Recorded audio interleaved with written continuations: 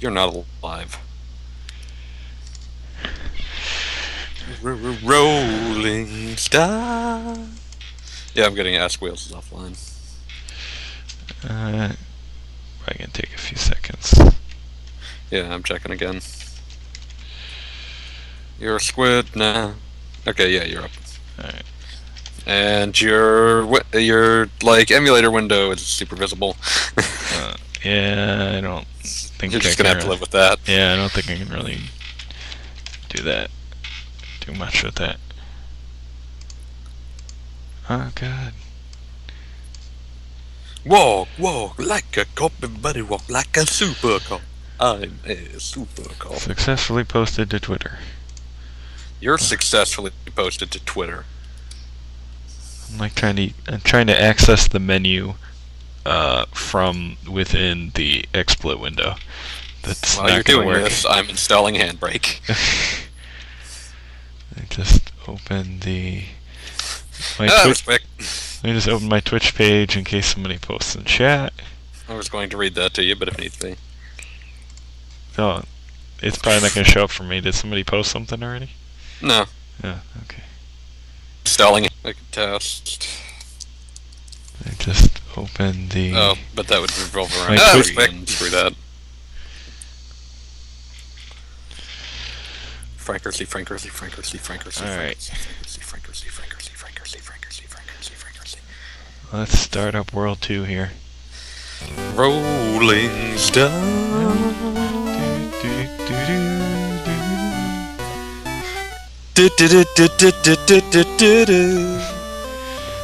Daytona. I saw an island sailing like a ship. That's not what islands do. Get out of here, you frickin' liar. Daytona. Let's ride away. Daytona. Daytona. Let's drive away. Adventurers Guild. Don't want to get rid of anybody. That'd be bad. And with that, I'm gonna briefly disappear. Okay. I'm not leaving Skype, I'm just gonna be gone for half a minute. That's okay. Carry on.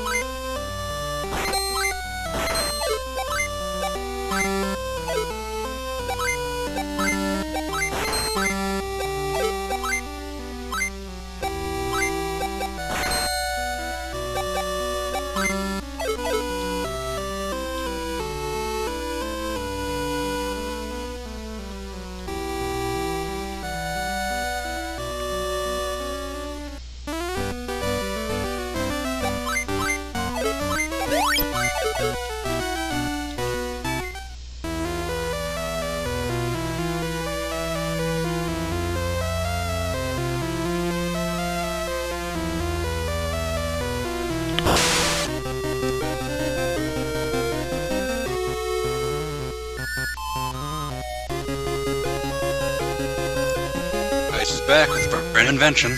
Woohoo! During slow periods, I'll be reading terrible information I found out about early TNA. Oh god. Do tell. Oh man, I found like this timeline of just stupid things that happened that goes back to their very first, when they were doing weekly pay-per-views. Moments before the very first TNA match, the company held a dark match featuring a morbidly obese black wrestler named Cheeks and his valet, the brown-eyed girl. Cheeks' impressive weight damaged the ring, and the ring crew had to act fast to repair the damages before the pay-per-view began. That's just an omen for things to come. That's horrifying.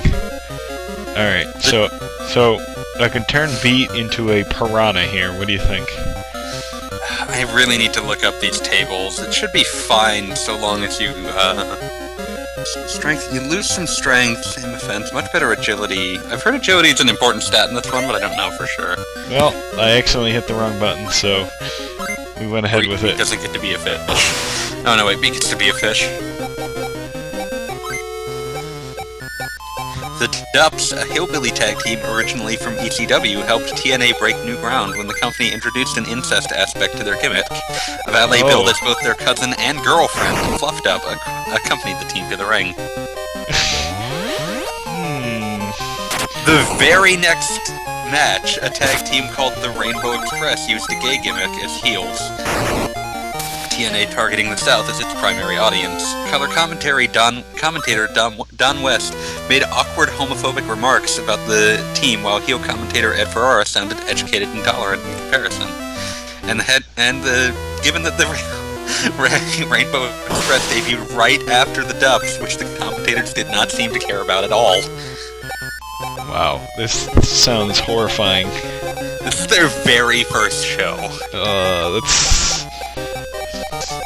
setting the stage for things to come. Orlando Jordan.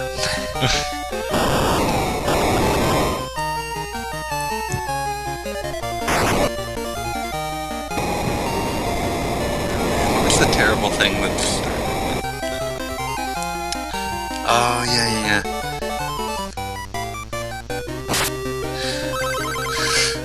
Lynn and Styles tagged together in the first ever match on TNA, though they lost that match to the Flying Elvises, a trio of multi-racial Elvis impersonators.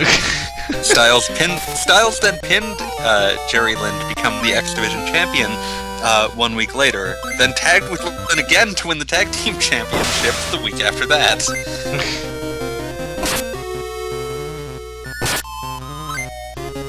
They then, feuded over the X Division Championship while working as perfect partners in the tag team division. Just a little nonsensical. Confusing.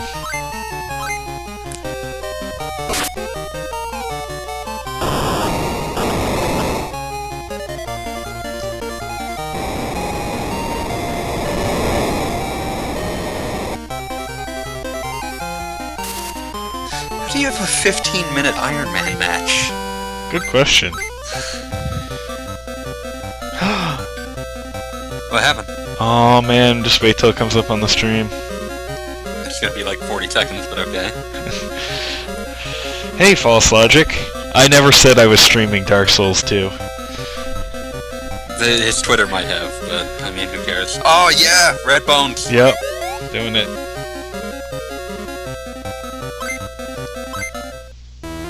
It's like a red mage skeleton. I'm not sure. I'm not sure.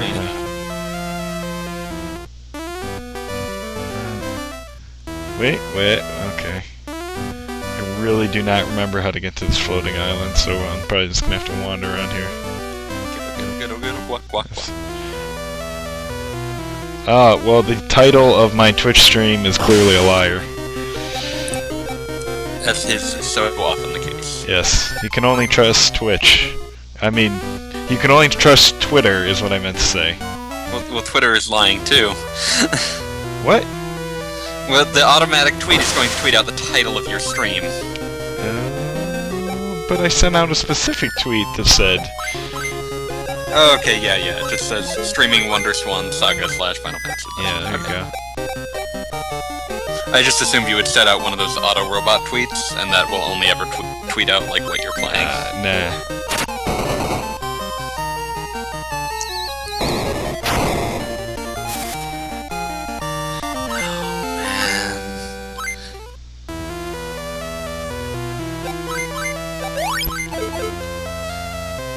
I forgot they thought that a freaking reverse battle royal made sense. What is a reverse battle royal?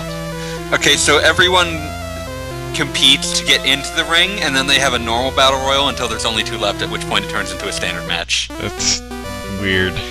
It's nonsensical, it's stupid, it's terrible. Woohoo! Found the floating island.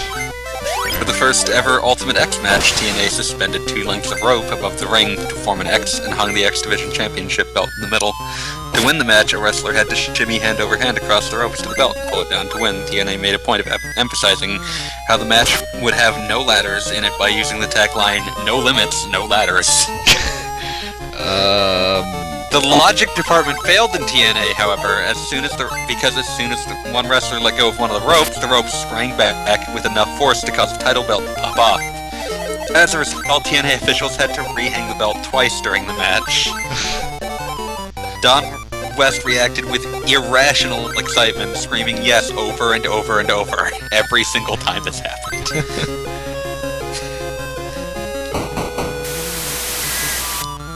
Oh man, there's even just a list of people in the early years that showed up for 1 or 2 appearances and then never showed up again. Oh man, there was this really... Oh man.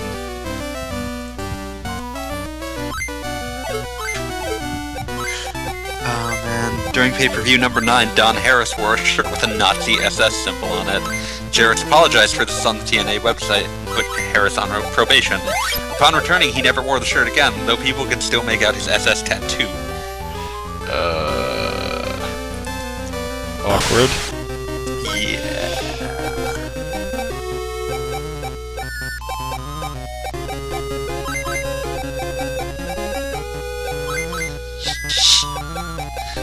Russo introduced the stable as Sports Entertainment Extreme. You can work out what the letters stand for.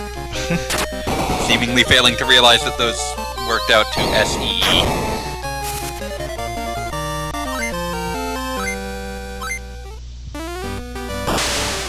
Oh my god, this encounter rate is killing me. It's who, Mighty Blue? False Logic? I think he's talking about you. No, I'm FBM. Oh my god. Apparently the encounter rate is ridiculous on the high seas. That makes sense. That's how boats work. I feel like I video. I'm sorry, I just have to keep looking at these. It's okay. I was just gonna say, I feel like this tree on this little island I have to do something to, but I forget. Proceed with more terrible TNA facts.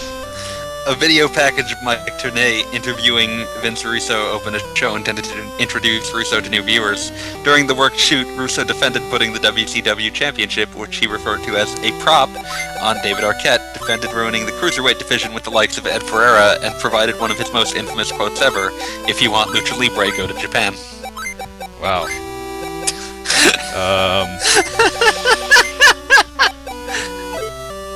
Yeah, that sounds about right. That sounds like him. Yeah, he's not the brightest man. No.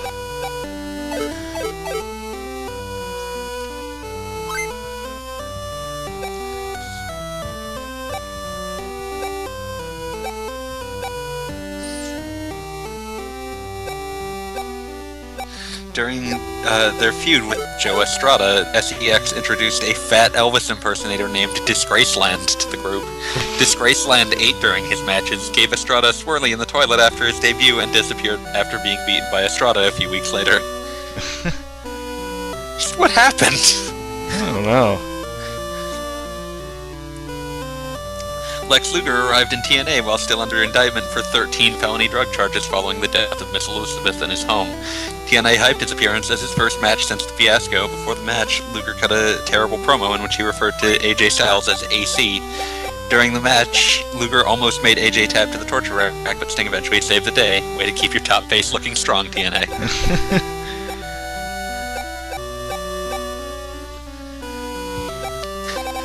Oh yeah. Oh yeah, one of their first broadcasts also featured a midget masturbating in a trash can. Oh my god. TNA, like, how did it get far enough that people were aware it was dying? I'm not sure.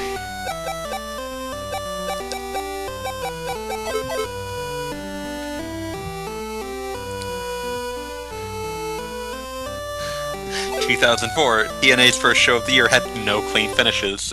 3 matches had referee distractions, 1 had the referee blatantly ignoring interference, and the last one was an Ultimate X match where Mike Posey got bumped so Shane Douglas could bring out a ladder.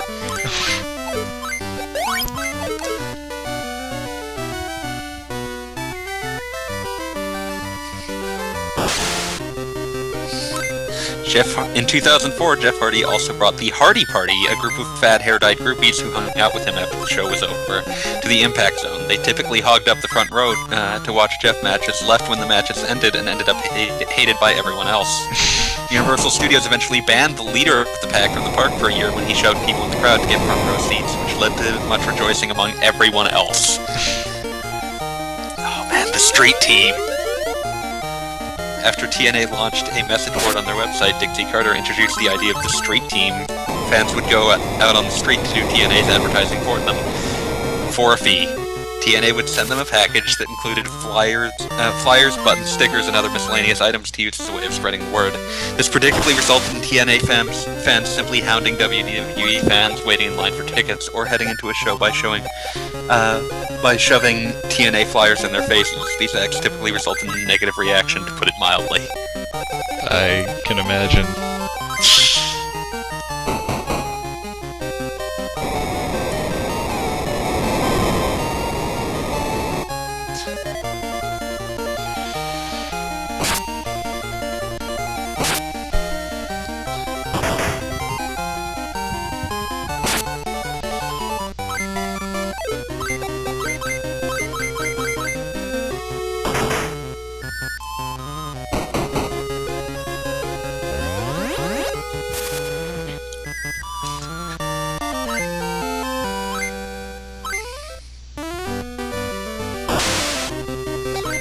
God, this encounter rate.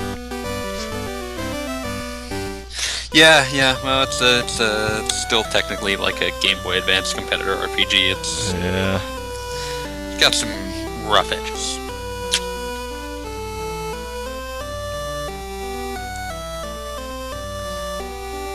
I already checked that, jerk. You'll see in a second. You are watching SaGa. Oh, there's no grinding in this game, dude.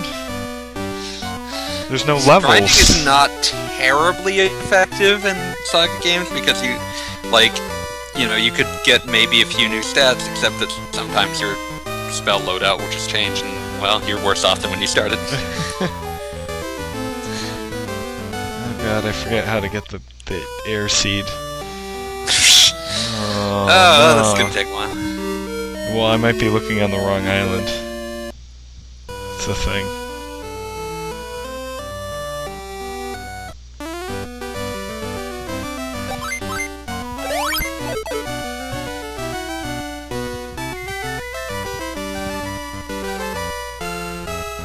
Oh, that's the edge of the world.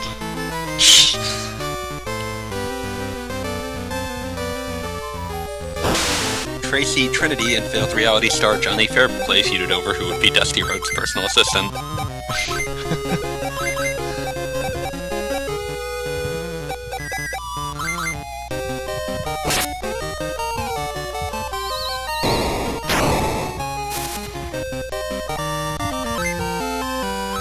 Oh man, werewolf meat. We could change into a rhinoceros. That's not a bones, but... Oh, I'm sorry, it's too late. You're a monster.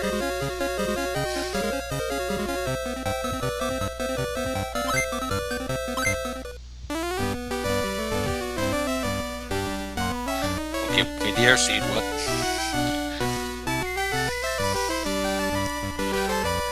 Yeah, I'm not sure this is the right palm tree, yo. Or I may have missed a trigger of some sort.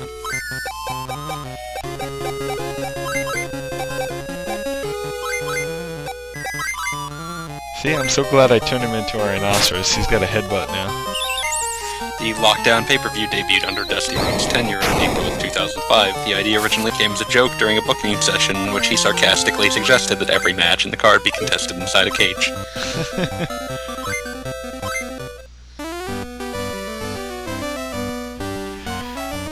I need to just pull up a map.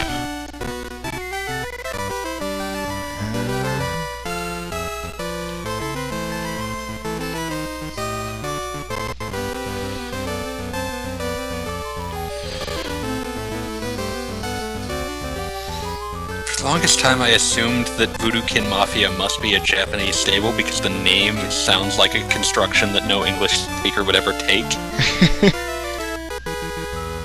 But no, it was TNA. VKM issued a $1 million challenge to WWE to send stars from the WWE, specifically D-Generation X, to compete in an open challenge match. Thinking Vince might actually respond to this challenge, the company froze $1 million for the purpose.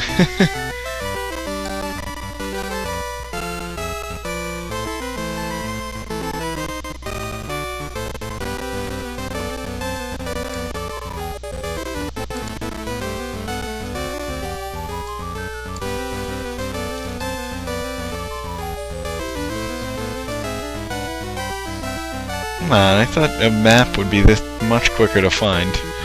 Come on, internet.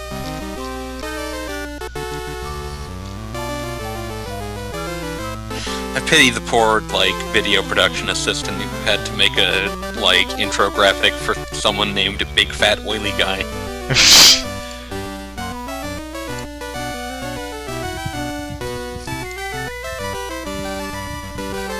Oh, I see.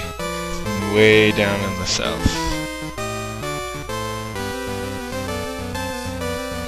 Early on, Sixpack did a shoot on sports entertainment and how he had come to TNA for professional wrestling again. He cut this promo just before TNA held an impromptu boxing match between Saved by the Bell star Dustin Screech Diamond and obese TNA timekeeper Tiny.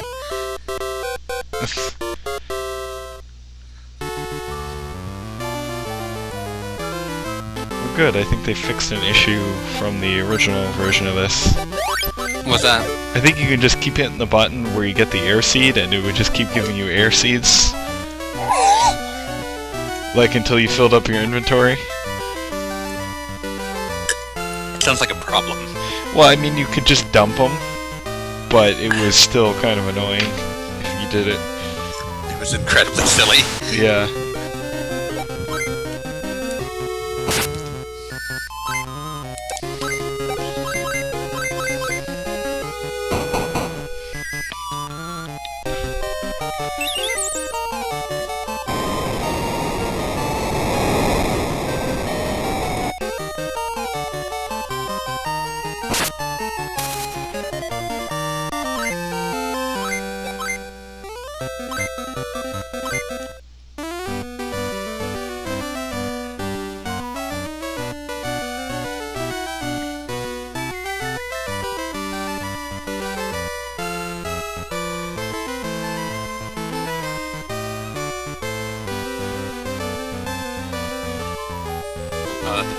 Uh-oh.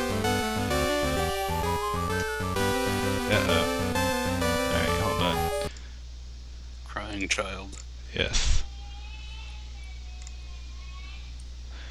I will be right back.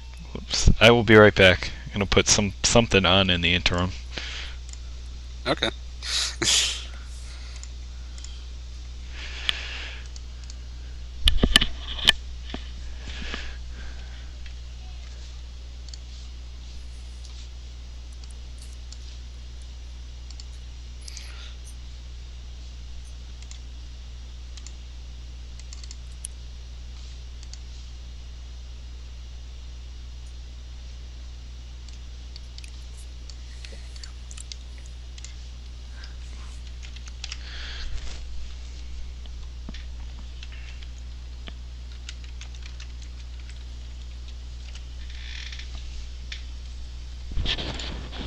Teenage Mutant Ninja Turtles. Turtles counted on 1, 2, 3, 4. Turtles. Mutant chain reaction. Turtles. Living underground. Turtles. Ninjutsu action. Turtles. It's a shell of a town. Turtles counted on. Live by the code of the martial arts. They're the vitalists. Someone else.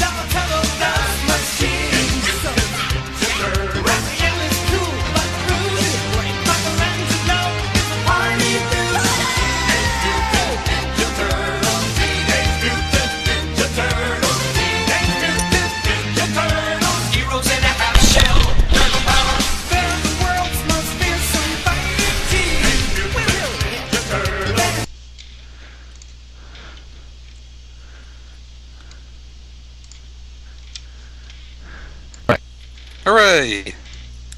Uh-oh. Oh, okay, I just paused it. Thought my emulator had frozen. Nope. Teenage Mutant Ninja Turtles. For 10 hours. What?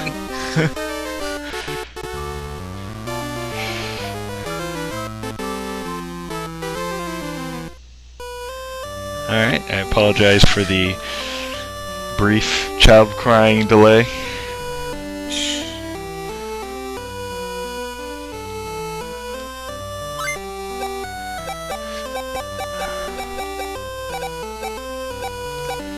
Alright, let's see, what are we buying? TNA paired P.D. Williams up with Scott Steiner, and with P.D. serving as Steiner's protege. This resulted in P.D. riding with Steiner between house shows. On one of these journeys, Steiner drove the wrong way into a drive-thru order at the pay window, and then ate his food right in the park and wait bay. That's not even TNA's fault, that's just Scott Steiner being weird. Yeah.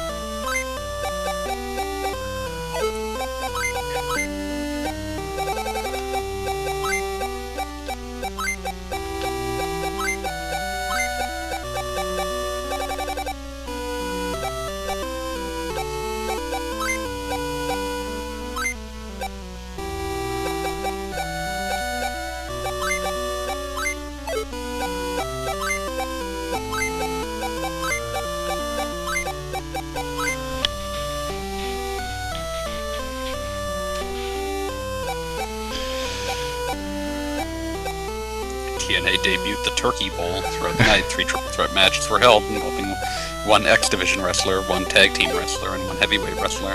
The winner of the triple threat, involving the winners of the qualifier, the winner of the triple threat involving the winners of the qualifier matches received a $20,000 $25,000 reward, while the loser of the match, the person pinned or submitted, had to wear a turkey suit.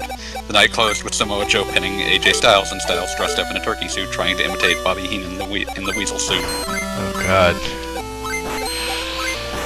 Yes, False Logic, this is a fan translation. Yeah, there's no such thing as an official Wonderswan translation. Yeah. Which is a shame. Yeah.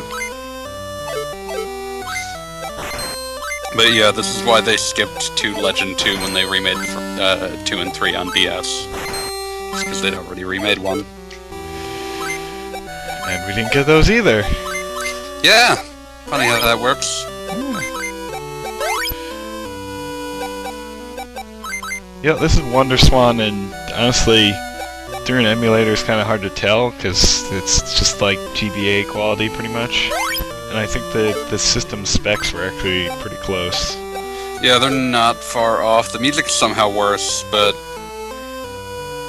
like all of the GBA Final Fantasy games that people have played, and like the source of those are the Wonderswan remakes. Yeah, I don't think 5 and 6 weren't on the Wonderswan, right? It was just they did 1, 2. There were plans for 3, but that never went anywhere because they'd lost the source code, and there's 4. Okay, that's what I thought. Which is also why 3 was never ported to anything until they finally just completely remade it from the ground up. Which is cool. I like that remake. Yeah, it's interesting.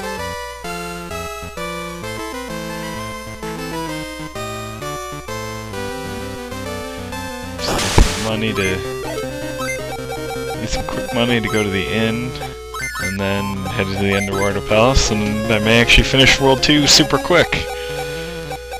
Yay! There actually isn't much left to do here.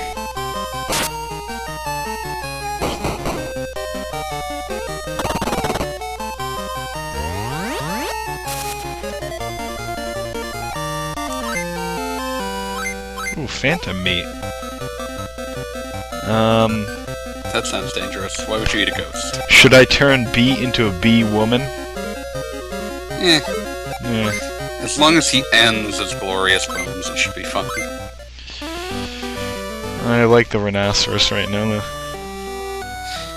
Yeah, yeah.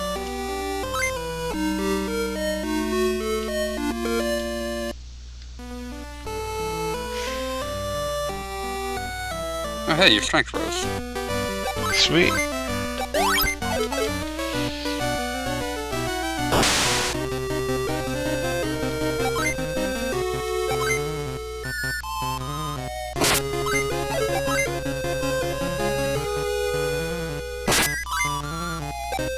Oh, this is what I get for trying to run away. Yeah, like you do.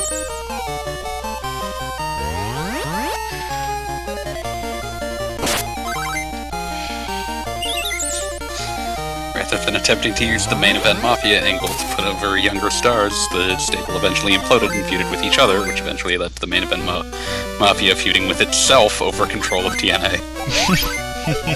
As everything in TNA eventually will.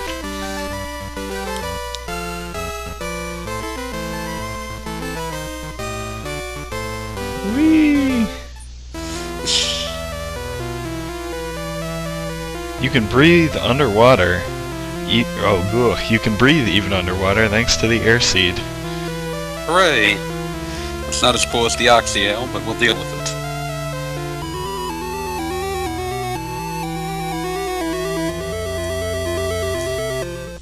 I should have saved some money for Underwaterville. Whoops.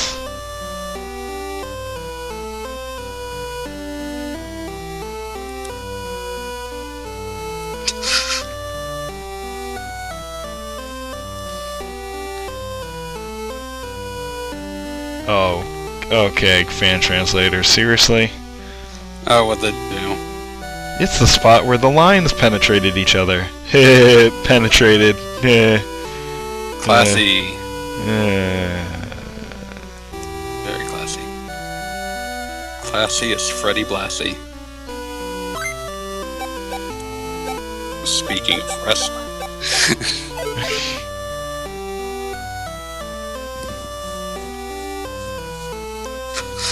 Samoa Joe faced Scott Steiner in a match that went to a no contest when Joe dragged Steiner out of the building. Minutes later, Joe reappeared in the parking lot with a bloody machete, and Steiner was nowhere to be seen. Wow. When questioned, Joe said this is the start of his nation of violence and threatened to kill the rest of the main event mafia. Fans almost immediately updated Steiner's Wikipedia page to say Steiner had been killed by Samoa Joe. When commentator Don West said Joe had gone too far, while TNA justified Joe's attack by saying it was Steiner's fault.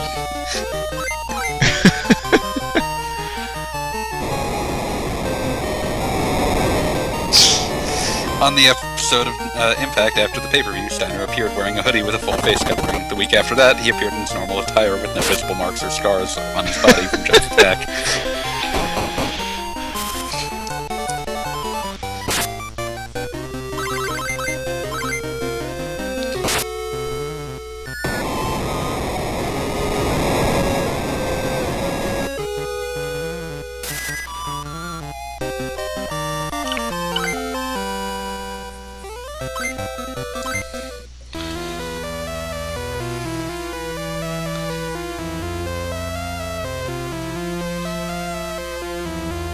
I used to have this whole area memorized.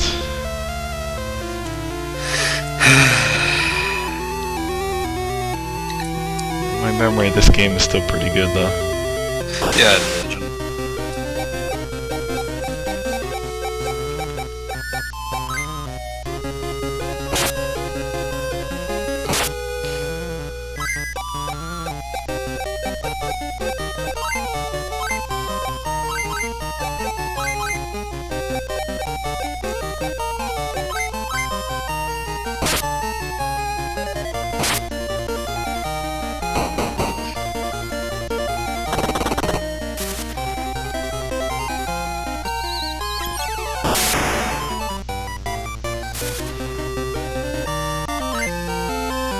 Ooh, piranha meat.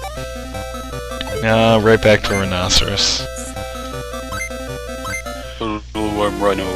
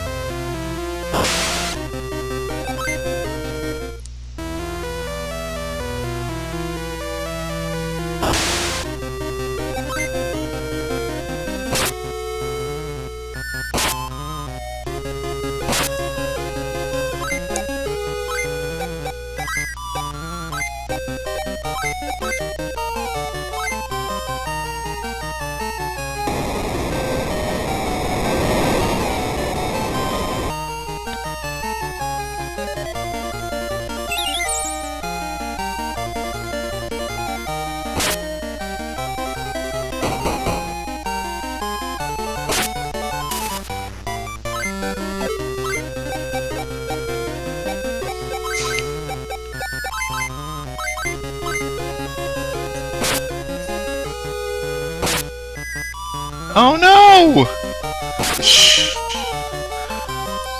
What happens? Beat has died. No, Alright, come back. we're just gonna do a reset and reload our last save because I don't feel like wandering all the way back to town. Reload.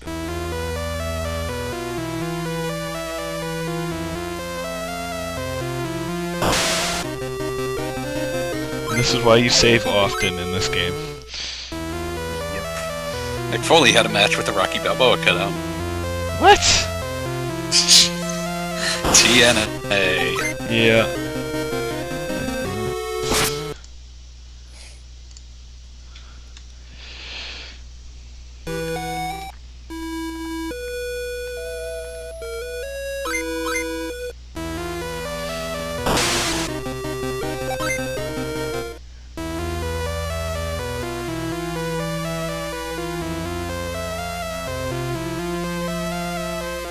Kurt Angle stole the keys to Mick Foley's office, and Foley fought to get them back, and he keys on a pole match. Vince Russo? involved? Since Russo was head writer at the time. Yeah, that sounds about right. The explanation for all on a pole matches in this day and age. Yeah.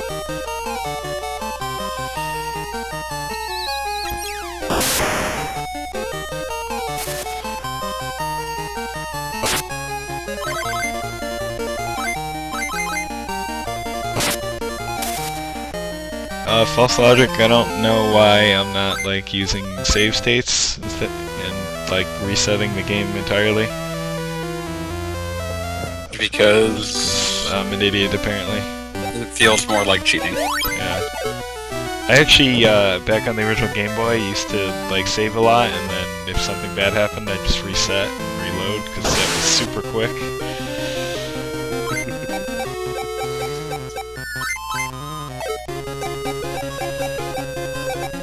Not sure what cactuses? Cacti? Cacti, right? What Yes, cacti are cacti. doing underwater. Chillin'. How am I already cheating? I'm totally playing legit. You can totally legit reset the game a lot whenever something bad happens, because you can save anywhere.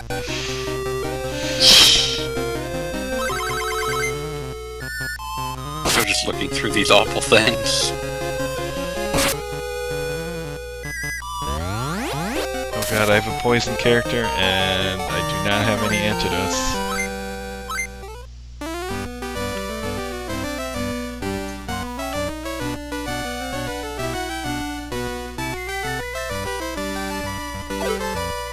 Oh, not poisoned anymore. Interesting.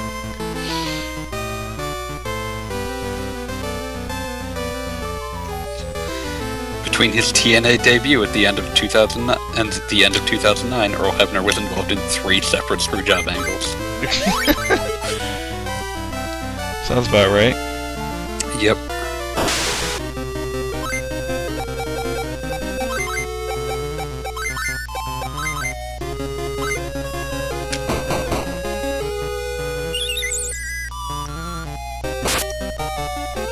The squid people are fights.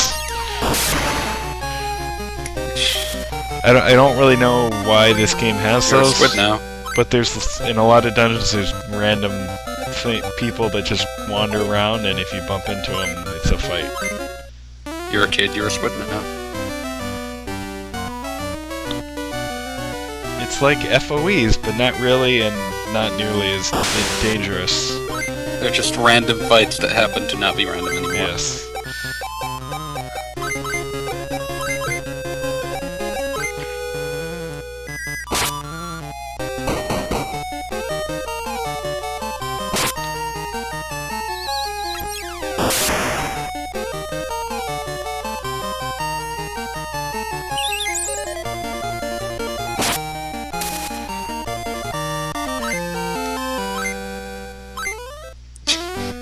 Police arrested Kurt Angle for stalking TNA performer Raka Khan, driving with a suspended license, and possession of human growth hormone the day before Hard Justice 2009. At Hard Justice 2009, Angle retained the TNA World Heavyweight Championship by winning a triple threat.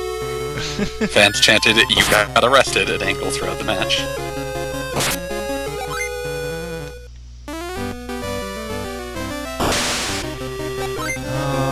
I need a key for this place, and I don't remember for the life of me where you're supposed to get it. I missed a room earlier on.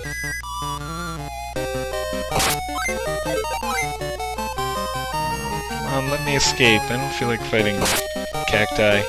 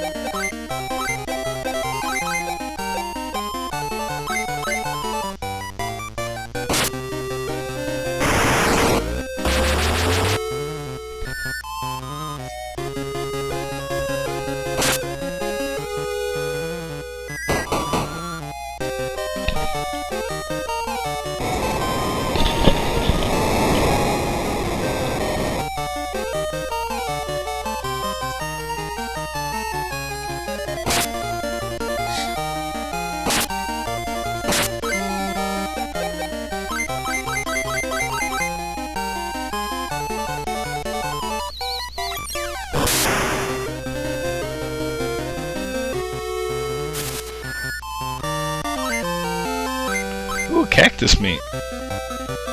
Nah. Would turn him into a shrimp. Nerd.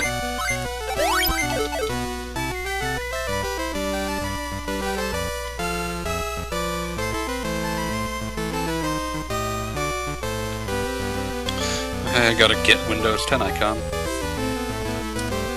Woohoo! Or not woohoo, depending on how Windows 10 turns out. Oh, I've got like a year to use it anyway, so... Yeah, nice.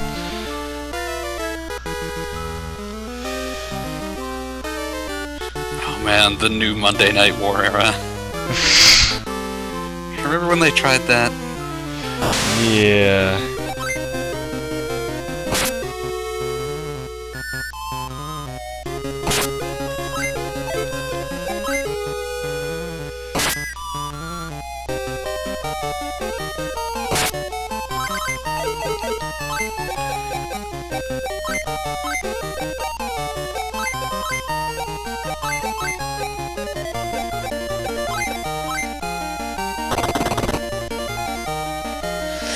An X-Division Asylum match opened the show. During the match, one of the participants had to climb up the domed cage structure and through the hole in the top. The cage's blinding red color made it nearly impossible to see anything going on in the ring. And even if anyone could see anything, the incompetent cameraman missed every single spot.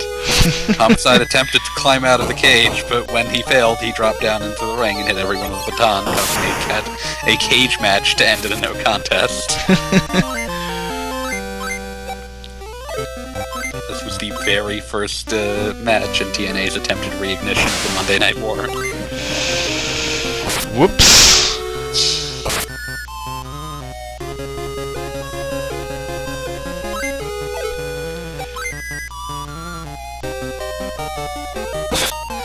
TNA showed Hogan's arrival via limousine on its way to the Impact Zone. The footage clearly showed the limo driving around Universal Resort.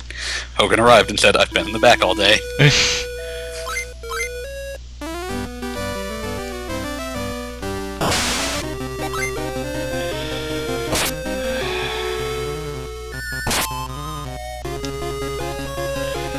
No, I'm sick of fighting cacti. During Eric Bischoff's first promo with the company, he asked SoCal Val to bring him the script for the night. He ripped the script up and threw it into the crowd, then gave Val his version. Security went to the crowd during the commercial and asked fans to hand the ripped pages back since Bischoff had ripped up the real script.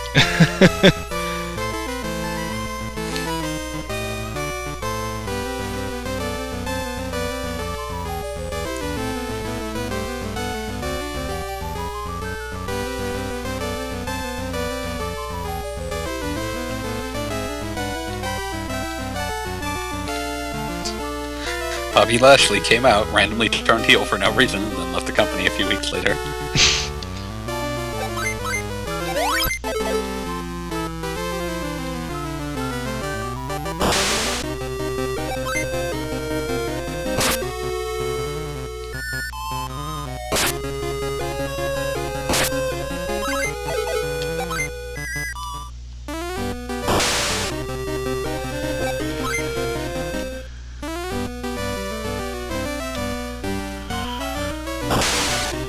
No, there are more than 2 tunes. Maybe. Your Kid and Yours With, those are the only 2 tunes.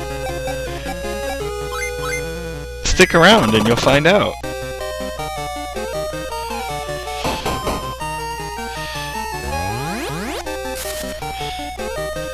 You know, despite all the nice graphics, I guess it does sound like this is just like the exact Game Boy soundtrack. Might very well be.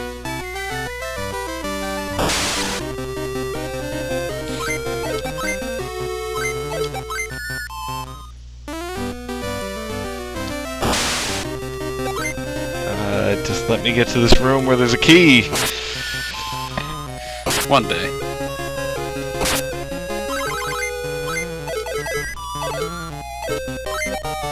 Good luck with work, False Logic.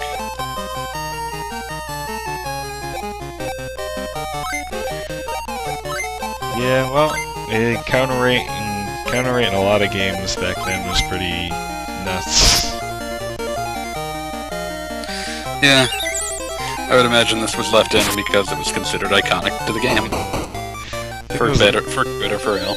I think 2 was a bit better.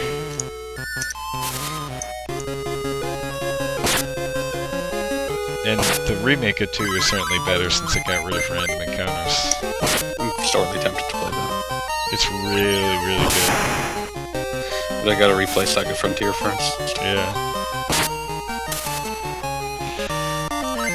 I'm thinking after this is done, I may find a DS emulator and do SaGa 2. Desmune. Is that the name of the emulator? Yeah. Alright. That's the one I used for Ace Attorney Investigations too. It worked pretty well. I'll have to try that. Move octopus. Move to bus.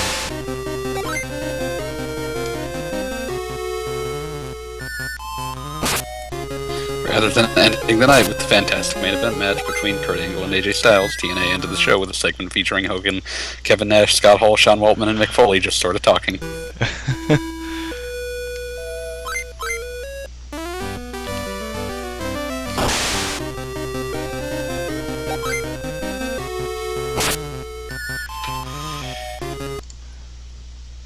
I'm gonna reset this a few times because I'm getting into some ridiculous random encounters here. And I don't want to waste all my resources before the boss.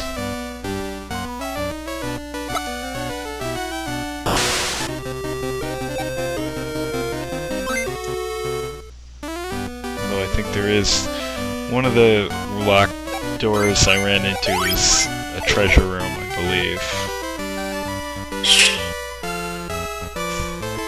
I'm gonna hit that up first. Despite being fired by the WWE nearly a year before, Mr. Kennedy, now billed as Mr. Anderson, debuted as a major acquisition. The fans proceeded to loudly chant "overrated" during his match with Abyss.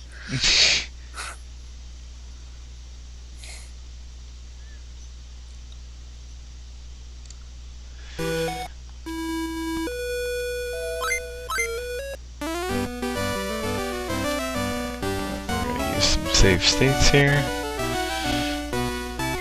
I'm trying to avoid some of these random encounters.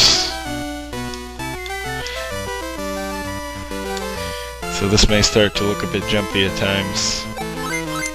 But That's okay. It's life.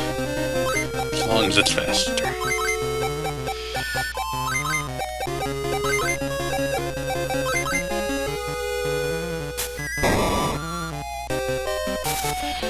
well, thankfully one of my mutants got the Death Gaze ability, which is nice for random encounters. Just kill a group quickly. A little bit of dude.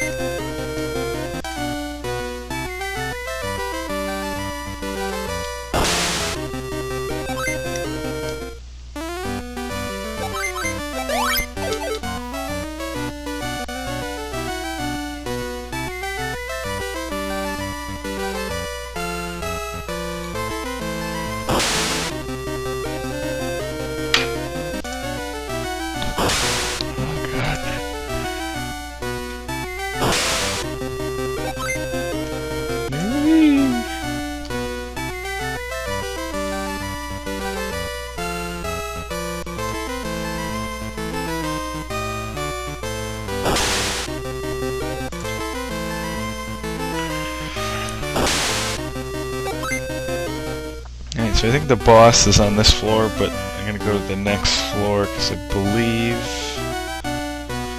this is a treasure room. Yeah, good times.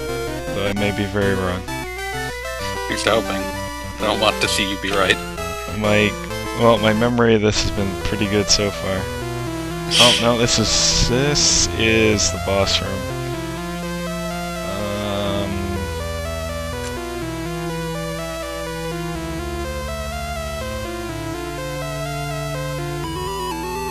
Oh wow, I found it on the first try. Oh, well. Impressive.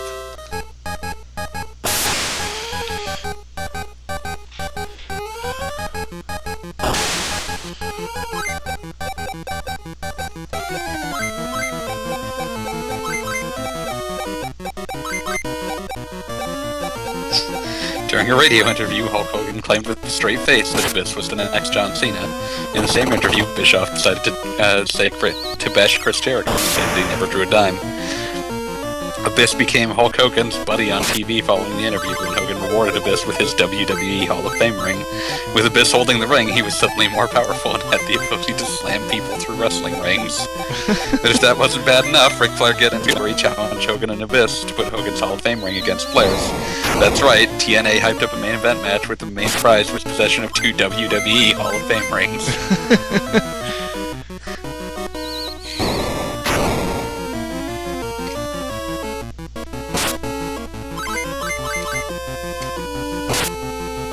Oh, sorry, Beat has died. No! Sorry, he's still got 2 hearts left. As long as he doesn't die permanently, he'll be fine. Well, no one actually dies permanently. What happens if they run out of heart points? You can actually buy more. Yeah, I'm just saying, what happens if they run out? Oh, if they run out, you can't revive them until you buy more hearts.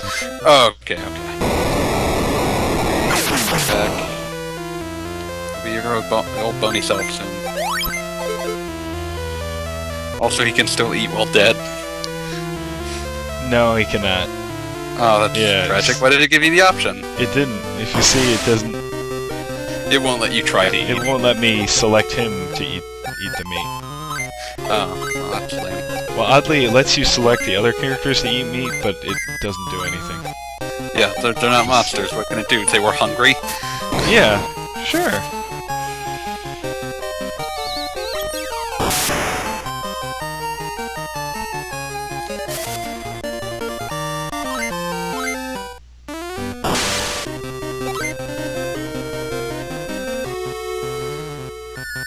Samoa Joe was kidnapped by ninjas and was off TV for over a month.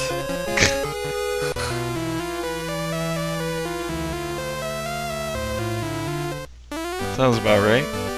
Yeah, you know, like you do.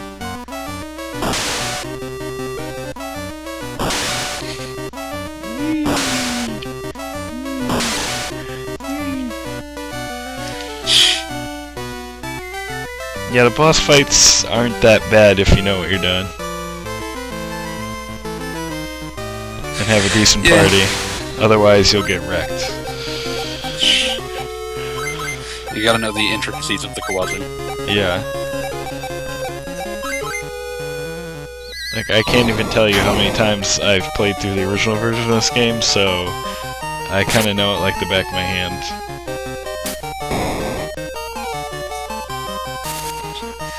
Lockdown also saw Kazarian win the X Division Championship, which had been vacated at the last second because Doug Williams was stuck in the UK following the eruption of an Icelandic volcano. Kazarian held the belt for almost a whole month, but no photographic evidence of this reign exists because the belt was still in Williams' possession. Once a rematch was put together at Sacrifice, Kazarian lost the title right back. Ooh, I get a grenade. Good times.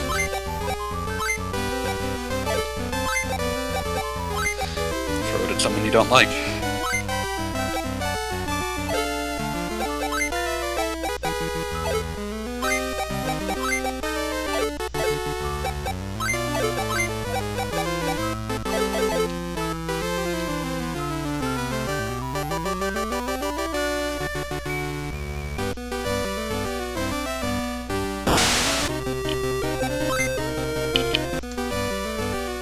Alright, you know what? We're just gonna use these save states and get back to town with like nearly 0 fights. That's what's happening here.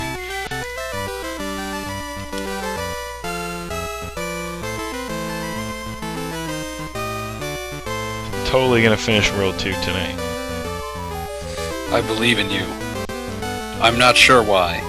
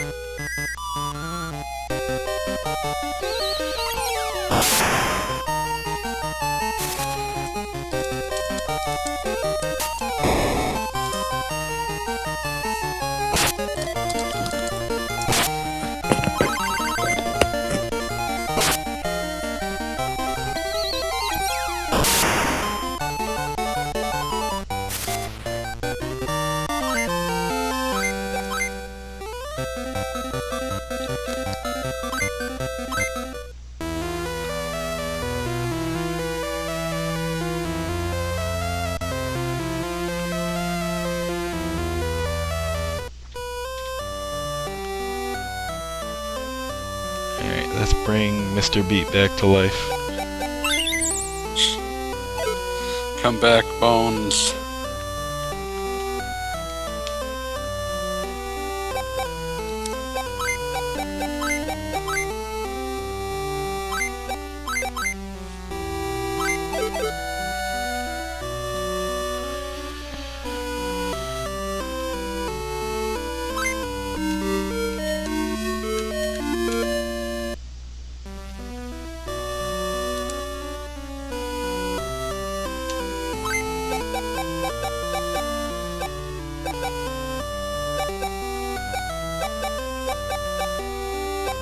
There we go. Here, this shop has heart, which costs 10,000.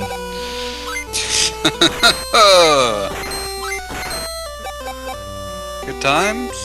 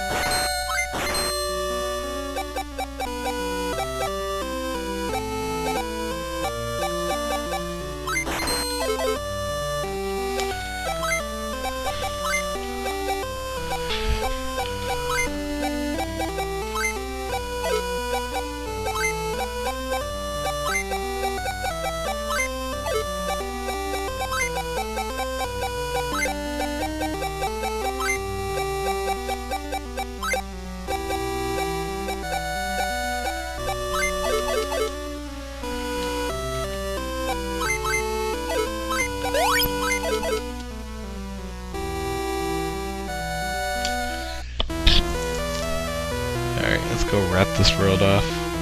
Or wrap this world up. Can't remember if there's another boss fight or not.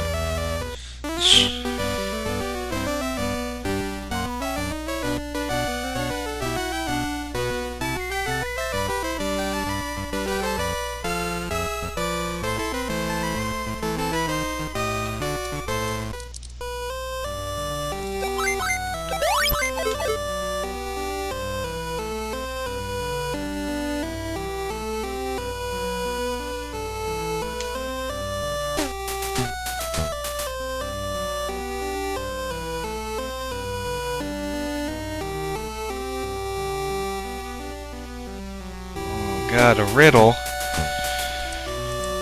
Oh. What is painful to an active person, but makes an inflexible person feel better? Okay, repeat that. Painful to an active person. But makes an inflexible person feel better.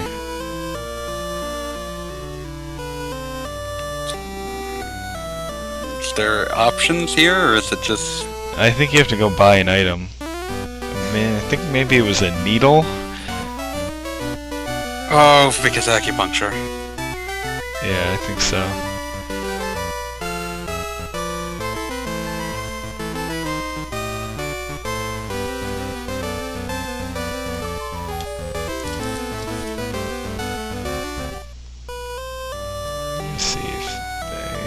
See if this town has one.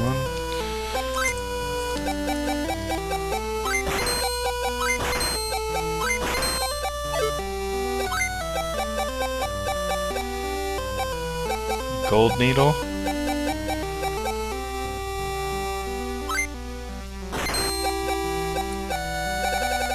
I'll give it a shot.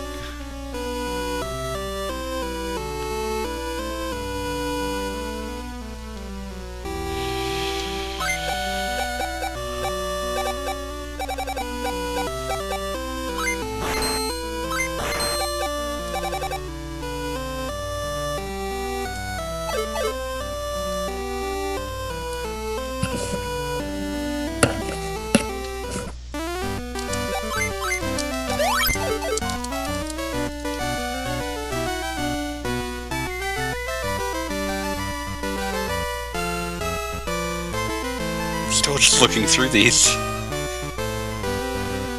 The horrifying TNA facts? Yeah. There's so many. Remember Bubba the Love Sponge? Unfortunately.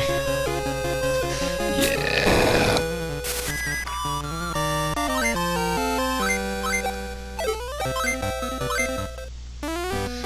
TNA reaction.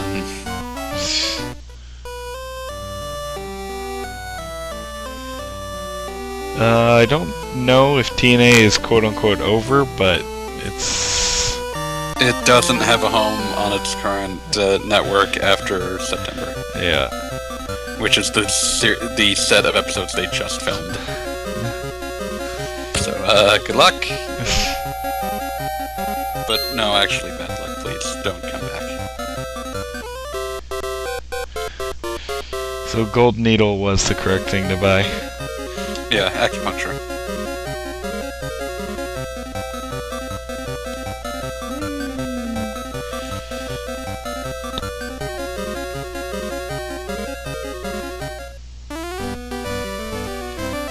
With that, we can wrap this world up.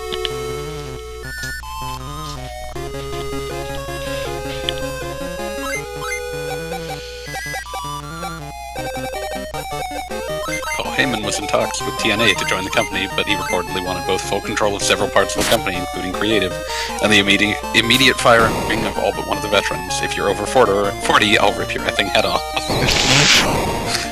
So he could build a younger roster to carry the company forward. Both Spike TV and TNA management reportedly had no issues with the deal, but Dixie Carter refused out of loyalty to these veterans, as well as other people Heyman would likely fire, e.g. Vince Russo. Like, the degree of hold that Russo had/has on that company is baffling. Because, like, they were ordered to fire him, and then totally kept hiring him anyway. And that's, like, what lost them the Spike deal. Makes no sense.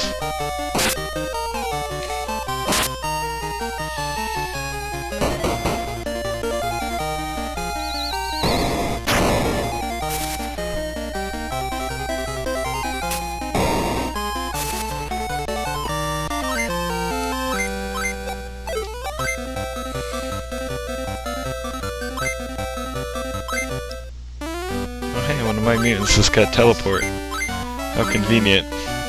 What? Oh, I guess I can't teleport while I'm on the floating island, apparently. Rip. The failed Heyman deal may have helped Dixie Carter come up with an incredibly unique idea, though. TNA held a focus group that has a handpicked group of fans what they wanted to see in wrestling. When most of them said they missed the days of ECW, and keep in mind, this focus group was held in Philadelphia, they decided to put together an ECW reunion show of their own.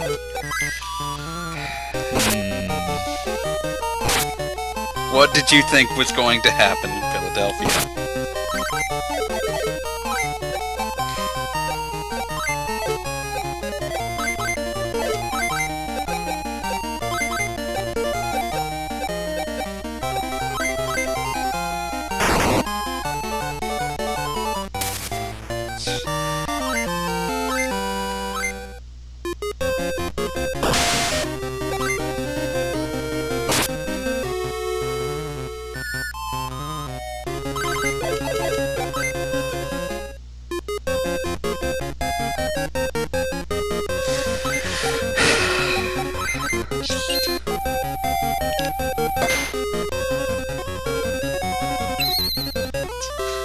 some reason, TNA filtered the Impact Zone with weird blue lighting. It was supposed to make the show seem ECW-esque. It, needless to say, did not.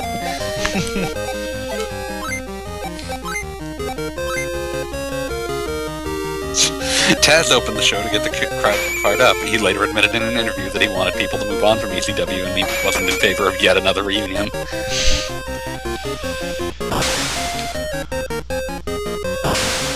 Due to WWE owning most of the ECW trademarks, TNA had to rename performers who couldn't use their old names. TNA also couldn't use the actual letters ECW on the show.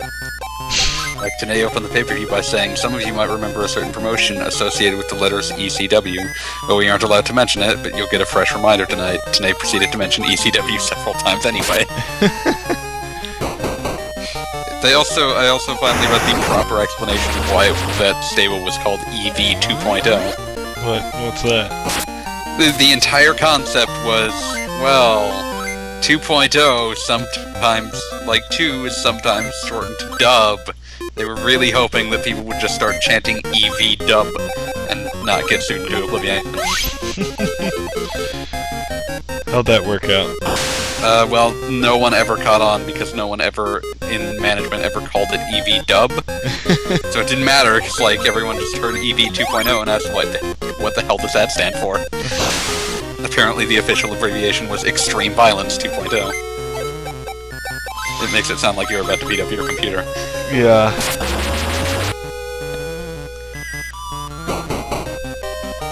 Tommy Dreamer and Raven's match caused controversy when Dreamer bled profusely in full view of his 2 young daughters. Ooh. Also, to sate your confused curiosity... Oh wait, I think you answered this a while ago and False Logic just hasn't mentioned. Yeah, TNA stops airing in, like, September. Yeah. They probably won't be getting another deal, because, I mean, like, the last one they had to fight tooth and nail for was with Destination America, and who's ever heard of that? Not too many people.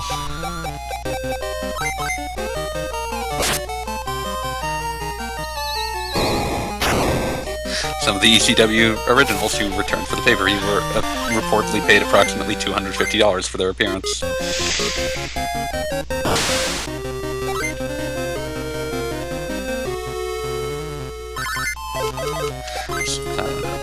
Many in the industry were critical of Dixie Carter because the pay-per-view was estimated to have sold at least 3 to 4 times better than the average TNA pay-per-view.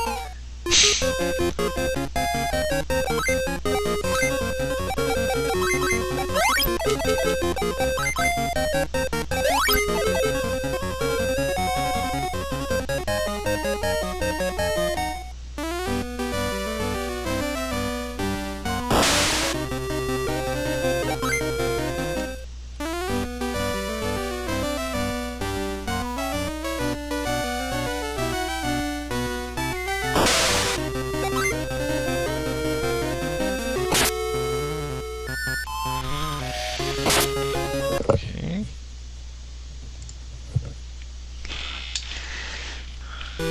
Wandered into some random side world and somebody got turned to stone. Yeah, like you do. That's what that gold needle was for. Oh yeah. Oh, I forgot I still had that.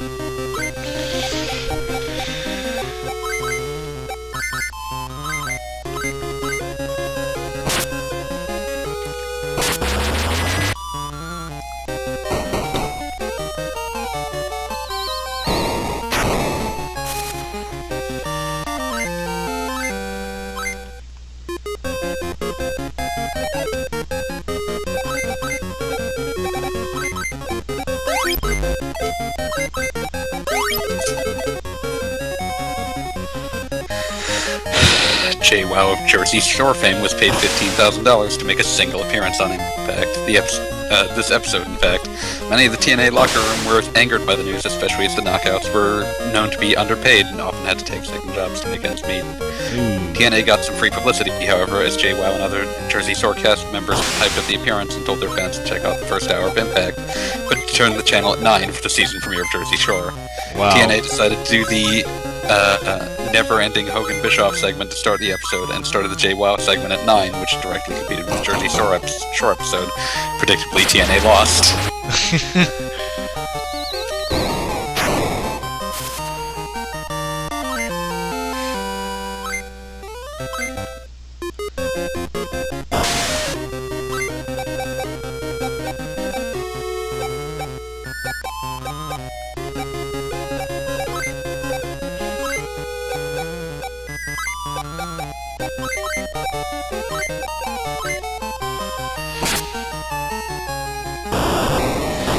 entire show featured only 6 minutes of wrestling in a 2-hour span, counting commercials. Wow. If you count the main event going long into reaction, this brings the total up to 16 minutes for 3 hours of programming. That's terrible. Yeah.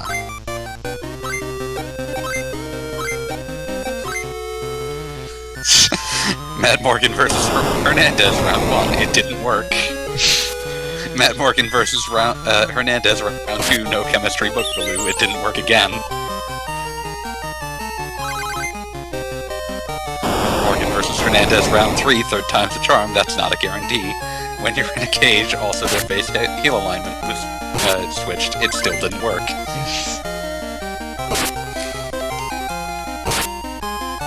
Eric Bischoff forgot the name of the Ultimate X match and booked Mr. Anderson in an X Division match with Kazarian. Everyone involved apparently forgot the rules to Ultimate X, as Anderson almost won by using the ladder, a match originally billed as No Limits, No Ladders.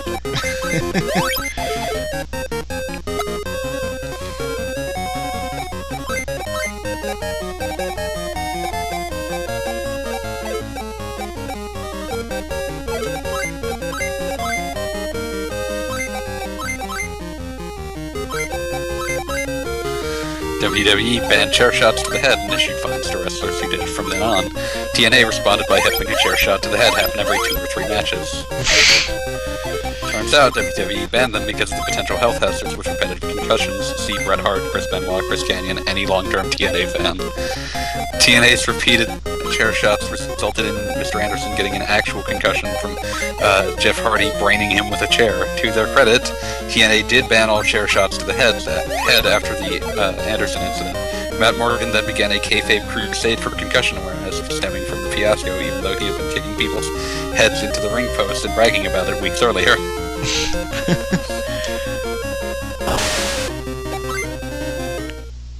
Around this time, Eric Young had a gimmick where he'd gone insane again after being knocked from the top turnbuckle by Suicide and hitting his head. TNA treated Young's brain injury as comedic, which completely contrasted with the serious take on the head injuries caused by Anderson's actual concussion.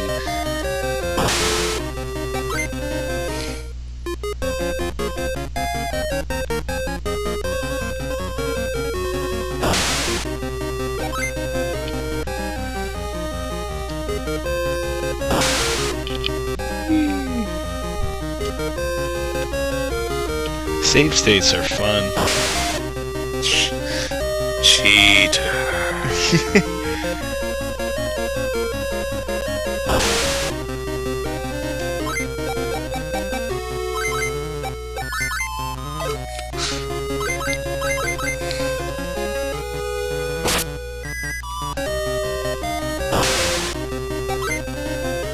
Too many Medusas. I don't have any golden needle left.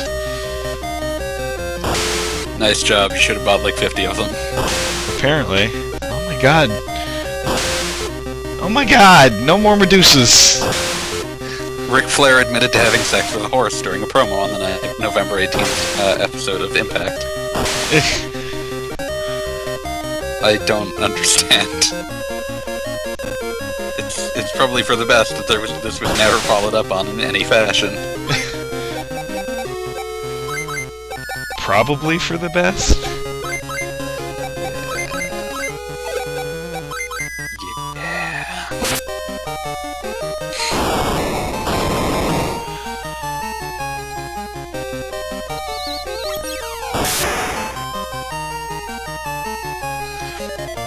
As a prelude to Victory Road 2011, this should be familiar, TNA officials almost pulled Jeff Hardy from the main event of Turning Point after suspecting him of being unfit to perform. Hardy told officials he was exhausted from being on the road and ultimately got to perform. Matt Morgan was able to carry Hardy to a watchable match, though Hardy spent a sizable portion of the match just laying on his back.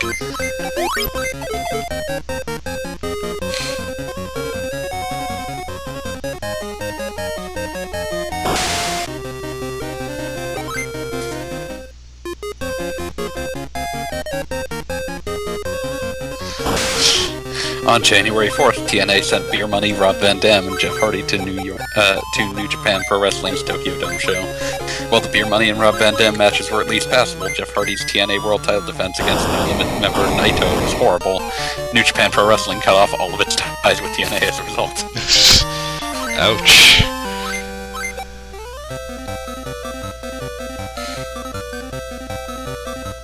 Oh, Bead is now a shark. That's pretty good. One day he'll be glorious bones again, but Shark is cool.